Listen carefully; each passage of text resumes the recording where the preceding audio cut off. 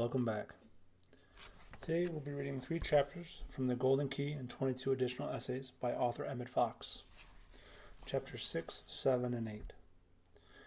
Chapter 6, titled New Thought. As far as God is concerned, there is no check of any kind upon the amount of divine energy that we can appropriate, or therefore upon the things that we can do or be. Yet for practical purposes you can draw from the inexhaustible source only in accordance with the measure of your understanding. Just as you can draw water from the Atlantic only in accordance with the size of the vessel that you use. Almost everyone is foolishly content to fill his pitcher, small as it may be, to somewhere very short of the top. The true manner of God's working is illustrated by a simple anecdote. A certain man was working in his garden, assisted by his little girl, who had undertaken the task of watering the lawn by means of the usual rubber hose. Suddenly she cried out, "Daddy, the water has stopped." The father looked over, and taking in the situation quietly, said, "Well, take your foot off the hose." The ultimate cause of all our troubles is this. Behind all secondary and proximate causes lies the same primary mistake. We have been pressing our feet on the whole weight of our mentality upon the pipeline of life, and then complaining because the water does not flow. And the Lord shall guide thee continually and satisfy thy soul in drought, and thou shalt be like a watered garden and like a spring of water, whose waters fail not. It's from Isaiah 58:11. Jesus has told us that we always demonstrate our consciousness. We always demonstrate what we habitually have in our mind. What sort of mind have you? Do not let anyone else tell you, because they do not know. People who like you will think your mentality is better than it is. Those who do not like you will think it is worse.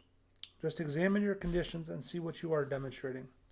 This method is scientific and infallible. If an automobile engineer is working out a new design for an engine, for instance, he doesn't say, "I wonder what Smith thinks about this. I like Smith. If Smith is against this, I won't try it." Nor does he say, "I won't try this idea because it comes from France." He is impersonal and unemotional about it. He says, "I will test it out and decide by the results I obtain." All that anyone can do for you is to help you change your thought. You yourself must keep it changed.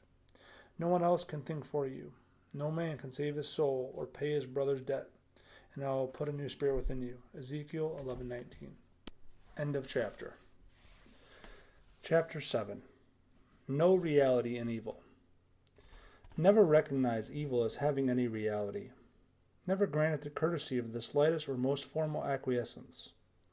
Even though you may not be able to demonstrate over error for the time being, still you must not recognize it as having any power or reality. Every time you speak or think of evil as having any power, you give it that much power.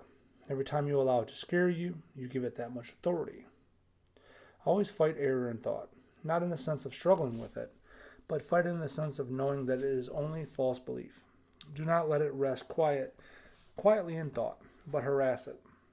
An old soldier who was with Grant during most of the Civil War once said, the difference between Grant and McClellan was that McClellan was a mighty fine soldier, knew all the military textbooks by heart and what you ought to do, but he wouldn't fight. When Lincoln would ask him to fight, he would say, "Not ready yet, or we must be thoroughly prepared for a thing like that. Next year, maybe."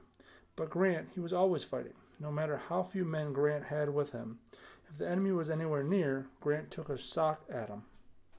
Grant would always fight. The only attitude for the metaphysical student is, quote, "I believe in divine harmony and nothing else. I do not believe there is any power in evil and is not going to get any recognition from me.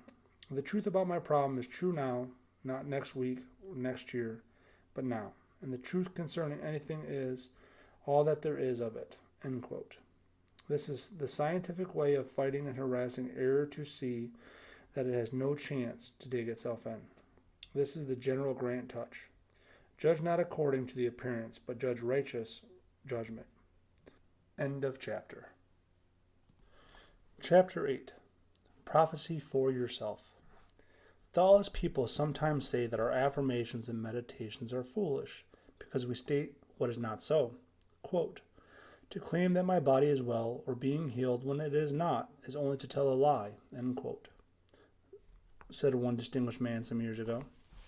This is to misunderstand the whole principle. We affirm the harmony that we seek in order to provide the subconscious with the blueprint of the work to be done. When you decide to build a house, you purchase a vacant piece of ground, and then your architect prepares drawings of a complete house. Actually, of course, there is no such house on the lot today. But you would not think of saying that the architect was drawing a lie. He is drawing what is to be in order that it may be. So, we build in thought the condition that will later come into manifestation on the physical plane. To wait like Mr. Micawber for things to quote-unquote turn up is foolish because you will probably die before they do so. What is your intelligence for if not to be used in building the kind of life that you want? Very primitive men in prehistoric times rejoiced when they found food growing anywhere, and then they waited, perhaps for years, until they happened to find another crop. Today we use our intelligence and plant in good time the actual crops that we want, and the amount that we consider necessary. We do not sit about hoping that wheat or barley may fortunately come up somewhere. If we did that, civilization would collapse. End of chapter. Thank you for listening today. I look forward to hearing from you again. I hope you have a wonderful and amazing day. Thank you so much.